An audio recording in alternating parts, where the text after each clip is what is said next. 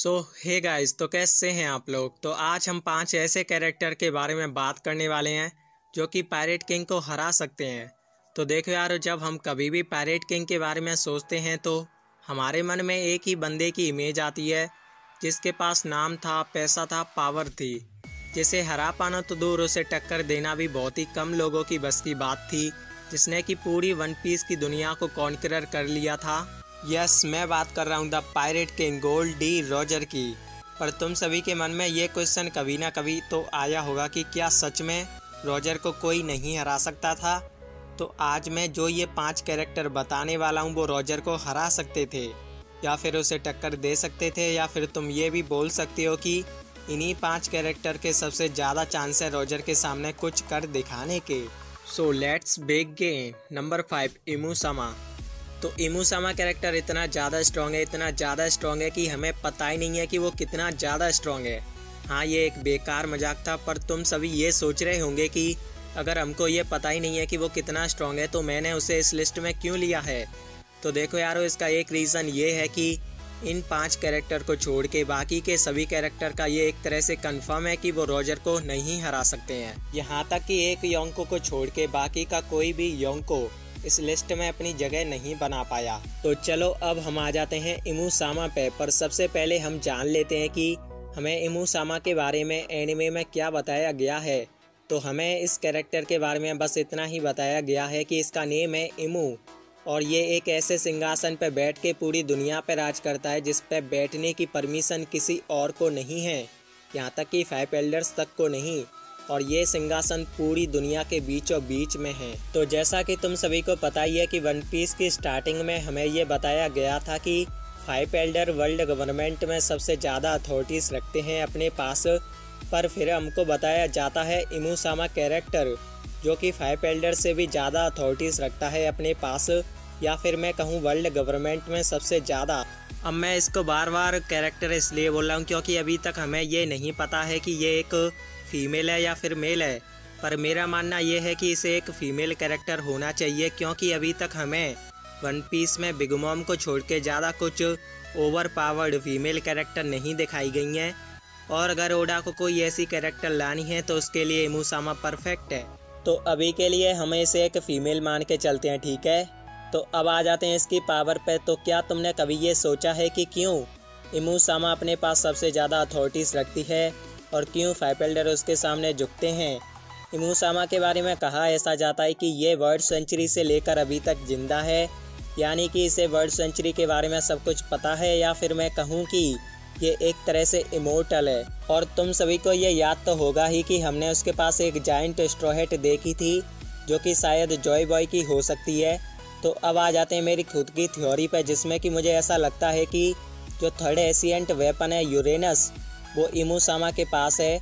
और वो इमुसामा से इतना ज़्यादा रिलेट करता है कि अगर हमें वन पीस वाले यूरेनस के बारे में कुछ बताते तो उन्हें इमुसामा के बारे में भी बताना पड़ता। और यही वजह है कि शायद हमें यूरेनस वेपन का सिर्फ नेम ही पता है, और क्या पता यूरेनस वेपन तीनों एशियंट वेपन में से सबसे ज़्यादा स्ट्रॉन्ग हो। तो अब आ जाते हैं लास्ट थ्योरी पर, जो कि बताती है कि ड्रैक्यूल मिहोक में और इमुसामा में कुछ ना कुछ तो कनेक्शन है, क्योंकि इन दोनों की आंखें बहुत हद तक सिमिलर हैं। और इस बात की पॉसिबिलिटीज़ भी हैं क्योंकि अभी तक हमें मिहोक का पास्ट बताया गया नहीं है। तो हाँ, मुझे ऐसा लगता है कि शायद इमुसामा रॉजर को हरा सकती थी। Number 4, monkey D Garp. तो देखो यारो, गार्प के बारे में मुझे ज़्यादा कुछ बताने की ज़रूरत है नहीं, क्योंकि तुम सभी को पता ही है कि रॉजर को बहुत ही कम लोग थे जो कि सेम लेवल की टक्कर दे पाते थे, और उन्हीं में से एक था गार्प। जब इन दोनों की बैटल हुआ करती थी तो ना ही उसमें गार्प ने रॉजर को हराया, ना ही रॉजर ने गार्प को। भले ही ये एक दूसरे के दुश्मन थे, पर ये एक दूसरे की इज्जत और एक दूसरे पर ट्रस्ट भी करते थे। जब रॉजर ने खुद को सरेंडर कर दिया था तो रॉजर ने गार्प से एस की देखभाल करने के लिए बोला था, जबकि उस टाइम सभी मरीन सोल्जर को ये ऑर्डर दिया गया था कि कभी भी रॉजर का कोई भी फैमिली मेंबर दिखे तो उसे वहीं मार दिया जाए। और इसकी पावर की बात की जाए तो इसका एक पंच 8 माउंटेन्स के चीथड़े उड़ाने के लिए काफ़ी है, जबकि इसने कोई डेविल फ्रूट भी नहीं खाया है। और अगर बात की जाए इसकी हाकी की, तो अभी तो इसकी ऑर्नामेंट हाकी ही दिखाई गई है, पर ये जाहिर सी बात है, इसे ऑब्जर्वेशन हाकी भी आती होगी। और अगर बात की जाए कॉन्करर हाकी की, तो जब इसके बेटे और इसके पोते को आती है तो इसे क्यों नहीं आती होगी। और हमें एनिमे में बताया जाता है कि गार्प अब तक का सबसे स्ट्रॉन्गेस्ट मरीन है। तो हाँ, मुझे ऐसा लगता है कि गार्प भी रॉजर को हरा सकता था। Number 3, Edward Newgate AKA white beard.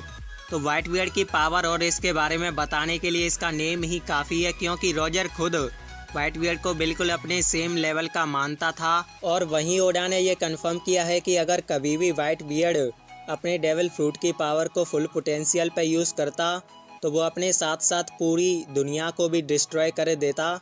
और यही रीज़न है कि व्हाइट बियर्ड ने अपनी फुल पावर कभी भी यूज़ नहीं की, क्योंकि इस दुनिया में उसके अपने लोग भी रहते हैं। और रही बात इसकी हाकी की, तो अगर तुमने लेटेस्ट एपिसोड देखे होंगे तो उसमें व्हाइट बियर्ड रॉजर के साथ अपनी बैटल को सिर्फ अपनी हाकी का यूज़ करके ही ड्रॉ कर देता है। तो हाँ, तुम सभी ऐसा बोल सकते हो कि अगर उस बैटल में व्हाइट बियर्ड अपने डेविल फ्रूट की पावर का यूज़ करता तो क्या पता वो रॉजर को हरा देता। और हाँ, मुझे ऐसा लगता है कि व्हाइट बियर्ड भी रॉजर को हरा सकता था। Number 2, Rock D Xebec. तो रॉक भी एक ऐसा कैरेक्टर है जिसकी पावर के बारे में हमें ये तक नहीं पता है कि वो एक डेविल फ्रूट यूज़र था कि या फिर एक हाकी यूज़र। पर जिस बंदे के नेम में ही डी हो और जो अब तक के सबसे स्ट्रॉन्गेस्ट क्रू का कैप्टन हो, जिस क्रू में White Beard, Big Mom, Shiki the Lion, Kaido and Captain John जैसे कैरेक्टर काम करते थे, वो बंदा वीक तो होने वाला नहीं है। जिस तरह रॉजर अपने टाइम पे समुद्र पर राज करता था, उसी तरह रॉक भी अपने टाइम पे समुद्र पर राज करता था। इवन रॉक और उसका क्रू इतना ज़्यादा स्ट्रॉन्ग था कि उनको रोकने के लिए रॉजर और गार्प को अलायंस बनानी पड़ी थी। पर फिर भी रॉक्स पायरेट गॉड वैली में नहीं हारते अगर वो एक दूसरे पर ट्रस्ट करते। और रॉक वर्ल्ड गवर्नमेंट के लिए इतना बड़ा खतरा था कि गॉड वैली की बैटल के बाद वर्ल्ड गवर्नमेंट गॉड वैली और रॉक का नामो निशान तक मिटा देती है हिस्ट्री से। जिसका एक रीज़न ये हो सकता है कि रॉक को बहुत ही बड़े राज पता थे वर्ल्ड गवर्नमेंट के। और रही बात कि ये जिंदा है या फिर मर गया, तो सेंगोकू ने बोला तो था कि ये मर चुका है, पर कुछ बोल नहीं सकते, क्या पता ये अब भी जिंदा हो। और मुझे ऐसा लगता है कि अगर कभी भी रॉक और रॉजर में 1-on-1 बैटल होती तो रॉक रॉजर को हरा देता। Number 1, Joy boy. तो एक और मिस्टीरियस कैरेक्टर अपनी लिस्ट में आ चुका है जिसकी आज तक हमने परछाई तक नहीं देखी, पर इसका मतलब ये नहीं है कि हमारे पास इसकी बिल्कुल भी इंफॉर्मेशन नहीं है। तो चलो जॉय बॉय के बारे में थोड़ा बहुत जान लेते हैं। तो तुमने कभी ना कभी द ग्रेट किंगडम के बारे में तो सुना ही होगा, जो कि 800 साल पहले वन पीस का सबसे स्ट्रॉन्गेस्ट किंगडम था, जो कि पूरी दुनिया पर राज करता था, जिसे हराने के लिए 20 किंगडम को अलायंस बनानी पड़ी थी। और उसी अलायंस को आज हम वर्ल्ड गवर्नमेंट के नेम से जानते हैं। तो जॉय बॉय उसी द ग्रेट किंगडम से बिलोंग करता था, जिसे आज हम राफ्टेल के नेम से जानते हैं। और the great treasure One Piece भी जॉय बॉय का ही है। और जो 3 एशियंट वेपन है, यूरेनस, प्लूटोन और उसाइडोन, वो भी जॉय बॉय के ही हैं। और जो पॉनिग्लेप हैं वो भी जॉय बॉय ने ही बनवाए थे। और जो तुमने बड़ी सी शिप देखी थी ना फिशमैन आइलैंड में, वो भी जॉय बॉय ने ही बनवाई थी। वन पीस में जितनी भी मिस्ट्रीज हैं वो कहीं ना कहीं जाके जॉय बॉय से ही कनेक्ट हो जाती हैं, चाहे वो वानो की मिस्ट्री हो, चाहे वो डी के मीन्स की मिस्ट्री हो। और अगर जो बड़ी सी स्ट्रॉ हैट हमने इमू सामा के पास देखी थी, अगर वो जॉय बॉय की है तो जॉय बॉय एक जायंट था। और अगर एक वो जायंट था तो उसके पास फिजिकल स्ट्रेंथ की तो कोई कमी थी नहीं। और जिस बंदे ने इतने बड़े बड़े कारनामे किए थे और इतनी बड़ी बड़ी चीज़ें बनवाई थी, तो वो अपने पास इतनी पावर तो रखता था कि वो रॉजर को हरा सके। और क्या पता वो द ग्रेट किंगडम का किंग था। तो लास्ट में मैं बस यही कहना चाहूँगा कि ये वीडियो सिर्फ मेरे ओपिनियन पे बेस्ड थी, तो इसे ज़्यादा सीरियसली मत लेना। So thanks for watching.